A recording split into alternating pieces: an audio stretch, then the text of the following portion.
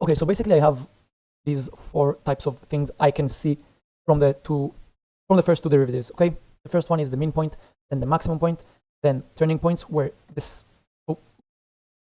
slope at the turning point is 0, and turning points where the slope at the turning point is non-zero, like this, and this. The reason they are below each other is because these two are going to appear the same in the second slope, and these two are going to appear the same because it goes from negative curvature to positive curvature. We'll get to what this means in a bit. So how do I identify them? I'm just going to show you how each one of them looks in each derivative, and then it's going to be very easy to understand. So first derivative, okay, let's just take the derivative of all of them. Let's take the slopes or the gradients of all of these. So the minimum point, let's get a bit closer. The minimum point here, we're going to have a very high positive slope first, and then the slope is going to get smaller and smaller and smaller until it hits 0. So let's put this at, no, let's just do like, I don't know, this line, which is going to be x equals 0. So this will be perfect. Here, this is x equals 0. X equals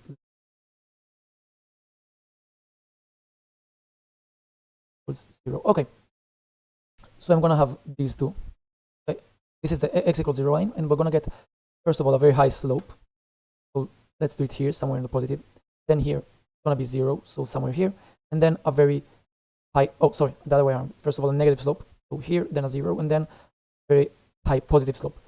And the negative slope gets smaller and smaller, smaller to 0, and then higher and higher and higher to this positive amount. So I'm gonna get straight line.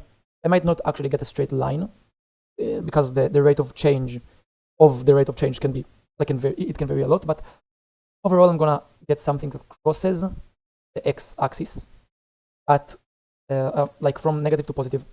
Okay. From this one, it's the same but backwards. First of all, a very high positive amount, and then somewhere here it's gonna be 0, and then a very high negative amount here. So I'm gonna get this line. That's so close. Never mind. But I'm gonna get something like this.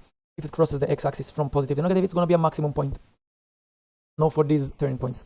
The slope here and here are zeros. So both of them I'm gonna get 0 here and here, right? But here it's positive and then positive, and here it's negative and then negative. So I'm gonna get something like this shape.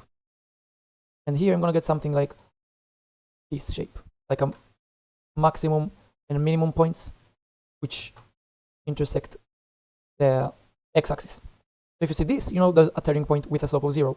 Now what about these? In this example I have a very small negative slope, so here, then a very high negative slope, so around here, and then a very small negative slope around here. It's gonna be this thing, some sort of minimum point, but it doesn't have to touch the x-axis. And it's the same as this one, but just backwards. It's going to be low positive, high positive, low positive. So I'm going to get this maximum point. Now for this and this, it starts at a very high positive amount, then a very small positive amount, and a very high positive amount again. So like that. And for this one, it's going to be the same, but below the x-axis. So like this. So basically, these four are just like the turning points. What it means, it basically means that the slope is first of all decreasing and then increasing, or first of all increasing and then decreasing. Okay, first of all it goes up or down very fast, and then it slows down slowly, and then it speeds up again. It talks about the change of the slope from fast to slow, and then from slow to fast. It slows down and then it speeds up, and then it slows down, speeds up and slows down, and speeds up. That's the turning point. So in order to first of all, let's continue all the way through. Now let's do it one last time with the second derivative. Okay, so let's just take the derivative of these ones, and we'll do equals 0. So what about the slopes of each of them? For the minimum point, it's a straight line with a positive slope. We're gonna get something like this. For the maximum points, a straight line with a negative slope, or something like this. Imagine they're straight, you know, they're constant lines. X equals 4, x equals -4, for example. If there aren't straight lines, then it's going to be a bit different, but like let's just focus on this exact point. It's going to have a positive slope, so it's going to be a point here and a point here if there aren't exact lines. But if there are lines, we could just, it's going to be this and this. There are going to be lines if this, for example, is x squared. There aren't going to be lines if this, for example, is x to the 4, because then the derivative will be x to the 3, 4x to the 3, but I'm talking about like the form, I don't care about vertical or horizontal squishes and stretches, just transformations. I'm going to get x to the 3, which is going to be like this. And then the way this is going to look is going to be from a very high point to a very small, this slope, like this, it's just a turning point. We're going to get something like that, and then, technically this will be 0, but let's not get too complicated. As long as this is positive, you know that this is a minimum point.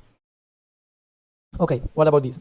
And by the way, like we've just shown, this isn't 100% foolproof because of stuff like x to the 4, we'll get 4x to the 3, and then we'll get 12x squared, and we're gonna get here that this is 0. But as long as it's not too complicated, like if you get a constant, then you can tell. If you don't get a constant, then no, you'll have to use the other ways, and not through the third derivative. The third derivative is a problem. Okay, the third derivative doesn't always work. For this one is gonna be just a minimum point. It's gonna look like this. So we already know this one is just a line. It goes like that, and then the maximum point, same thing, and it goes like that. Notice that it doesn't matter where they are on the x-axis and y-axis, because this is just the slopes. And the same for this, it's going to be like this and like that. So you cannot tell what type of turning point it is just from the third derivative. You have to look at the second derivative either. So what you do is this. First of all, you take the derivative once. Okay, you differentiate once. Then you look at the 0 points. These can all be either maximum and minimums, or they can be turning points. Now you have a choice. If you wanna know if it's like, let's put some sort of barrier. If you wanna know if it's this or not, and let's barrier here. That. Okay. So first of all, we have this group of slope equals 0. The way to tell between them is either one, just you have this slope equals 0. Take a point here. Take a point here. If they're both lower, or they're both higher, then you have a minimum or a maximum point. Both higher, it's a minimum. Both lower, it's a maximum. But if you have the first one lower and the second one higher, or the second one higher and the first one lower, then it's a turning point, and you also know which direction it is. The first one is lower, then it's a minimum point, like it's a positive turning point, because it turns into a more positive slope. And if it's the second one that's lower, then it's going to be a negative turning point. I don't know if they actually are called this way. I just think it's. And if you want to differentiate between, like, know the difference between, not differentiate as in the math operation. If you want to know the difference between the two turning points types, then you just do a second derivative. If you get a cross in the x-axis, and it has to cross from negative to positive or from positive to negative, otherwise it's not going to be a turning point. Because if this, for example, something like that, okay, so what's going to happen in this one is it's going to have a slope of 0 at some point, and it's going to be a negative slope, so it goes down. Sorry, it's going to have a positive slope, so it goes up, and then a positive slope again. It goes up twice, it's a turning point here, and then what's going to happen here is just a minimum point, right? Because it's going to have a negative slope first and a positive slope. So the turning points are basically just doing another investigation of the first derivative. You investigate them, and if you find these things, then you know it's a turning point. So this is the first way, just checking points on the graph itself. This is what you did. The second way is looking at the first derivative. If I see a straight line crossing 0, I know it's a minimum or maximum. If it's positive sloped, like from negative to positive, then it's a minimum. If it's from negative to positive, from positive to negative, then it's a maximum point. If it's positive and then positive and crosses 0, or negative and then negative, I'm going to get a turning point. I'm not going to be able to find these ones here yet. Okay, because it's just going to be all positive or all negative. So this is the second option. This is the easiest there, because if I take this function plus 9x minus I think that's what it was. And then I take the first derivative, which I have to do in order to get the 0 points before I identify like the types of zero sloped points. So I get negative x squared plus 9. And then it's very easy. I have negative 3 and 3. And what I know about them is just that like the shape of this function is going to be a sad slope. This point is going to be at y equals 9. Because of this 9, this is the constant that I'm adding. And then this, let's say the x-axis below the maximum point. Of course, I'm going to get these crosses, which are from, first of all, from negative to positive, right? Negative to positive. And then I'm going to get from positive to negative. Okay, negative to positive, positive to negative. So negative to positive is a minimum point. Positive to negative is a maximum point. So this is the easiest way, I think, to do this one. And you can also go from the second derivative, but again, like only if it's not too complicated, because you're going to have a lot of time, a lot of trouble knowing between the types of second derivatives you can get. Like you can get a few things that will look similar, and one thing that just a tiny change in it will make the second derivative be different. So you can't get all of the information from this. I do not recommend this unless you know Turing a little better. But basically, if you see this thing, that just means it's, and you know that it crosses through a 0 point, then it must cross from negative to positive. Okay, so only if you see this and this is 0 point, you know it's from negative to positive, and then it's going to be a minimum point. And if it's negative and a 0 point in the first derivative, then you're going to get a maximum. This you can know for sure. It just like, but if you don't find it, just means that still might be a minimum or maximum. But if you do find it, it must be a minimum or a maximum. If you see it cross through the 0 from positive to negative, then it must be a minimum, and it must be a maximum if it crosses from negative to positive. If you get a 0 point in the first derivative, then it's a turning point with slope 0. If you don't get a 0 point in the first derivative, like this, and this, these aren't 0 points, then you're going to get one of these options, which are still turning points, but just not crossing the 0 line. So I hope that clears everything up. In this question, if we do the second derivative, you get negative 2x. And then negative 2x is going to be, negative 2x is going to get us, when we look at negative 3, this is going to be 3, so positive. Positive and 0 point means minimum. When we plug in 3, we're going to get negative and 0 point in the first derivative, so maximum. But also, if we have x equals 0, we're going to get this thing. No, sorry, this thing. Because on the negative, like if x is negative, it's going to be a positive amount. Negative times negative equals positive. And if x is positive, we're going to get a negative amount. When x is 0, it's going to be 0, so it crosses the 0 line. We know how this function looks. It just looks like this.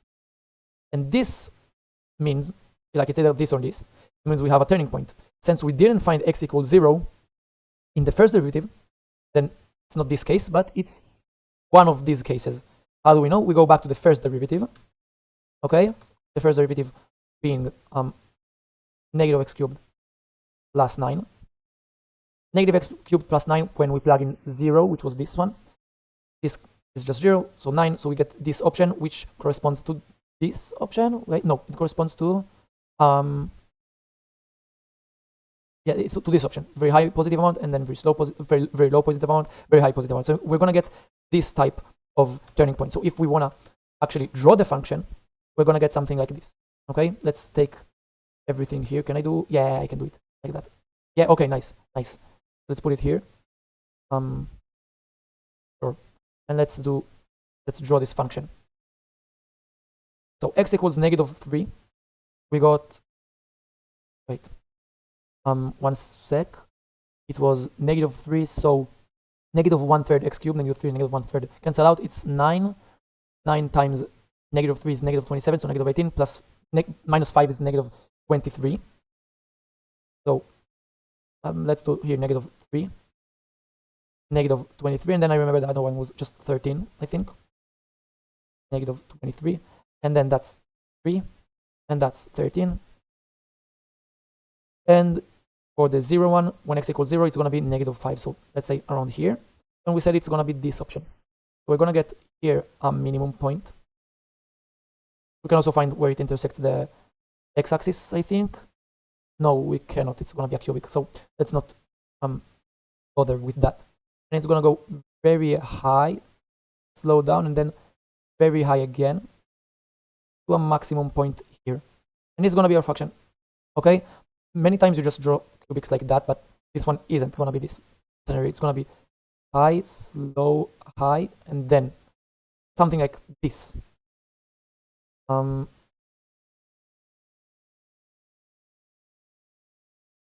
feel like I did something wrong. Okay, yeah, of course, you probably noticed that already, but I did these two backwards, so just no, it's this and this. I did them backwards, so it's gonna be this option because we found it being above the x-axis, and it's gonna be again just this option is gonna be a maximum because it's this.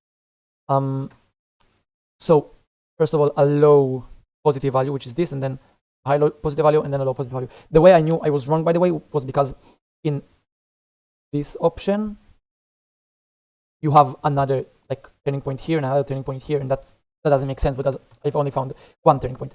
So it is gonna be just it's this point and this point. It is just gonna be this and okay, it's a bit hard to draw, so I'm gonna just this, and then it starts slowing down from the zero. It speeds up to the zero, and then it slows down from the zero, and like that. And just imagine the 30 and the 23 being lower and higher, like close to zero. And yeah, that's about it.